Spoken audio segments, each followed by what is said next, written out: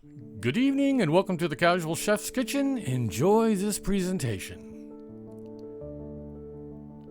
On tonight's menu, Mexican chicken with cheese sauce over fries. The morning mise en place. Just after prep. The evening mise en place in order of appearance. In the saute pan, I heat up some oil. Then I add some onion and saute for a few minutes. And then I add some minced garlic and then saute for about a minute. And then I add the chicken and continue to saute. I add the herbs and spices and then mix it in. Here's the final chicken.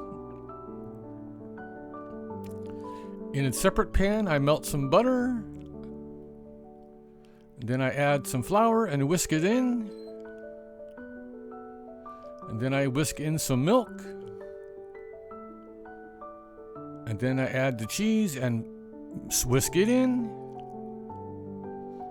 And then I add some chili peppers and whisk. We start with a layer of fries. Then the layer of chicken, and the final presentation.